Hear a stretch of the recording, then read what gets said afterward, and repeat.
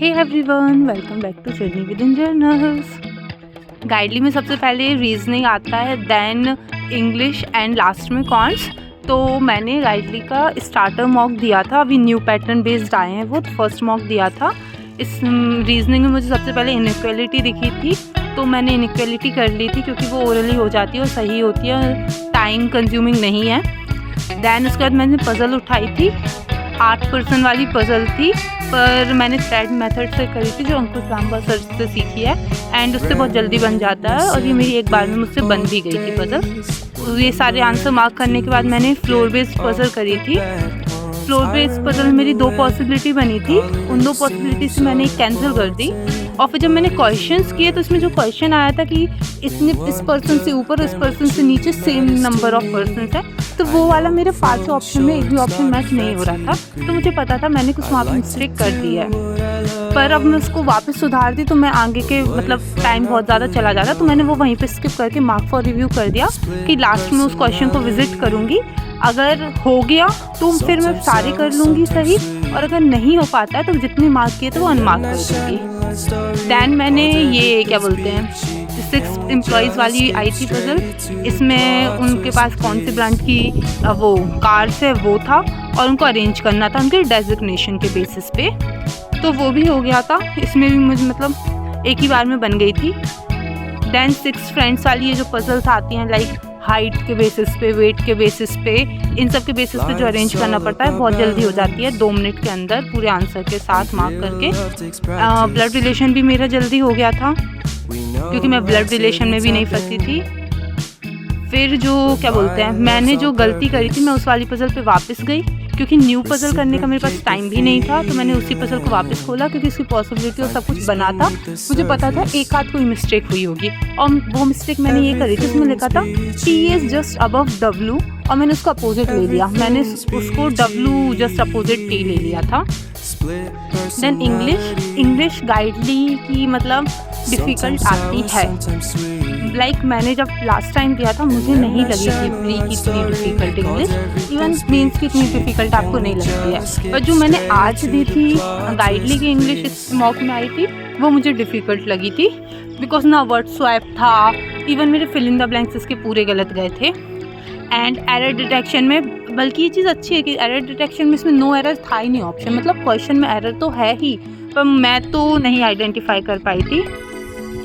Then comprehension में मैंने easy आया था और सारे आंसर उसके सही गए थे और बन भी गए थे।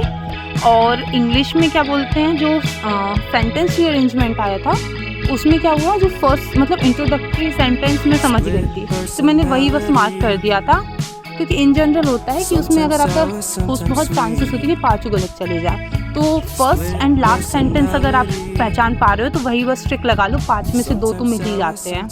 तो इसमें लास्ट सेंटेंस पूछा नहीं था, तो फिर मैंने इंट्रोडक्टरी बस टिक कर लिया था एंड वो सही गया था। तो आज की इंग्लिश बोला जाए तो मेरी अच्छी नहीं गई थी, पर इस टेस्ट के एनालिसिस के बेसिस पे मैं बोलूँ तो इंग्लिश अच्छी गई थी काफ़ी।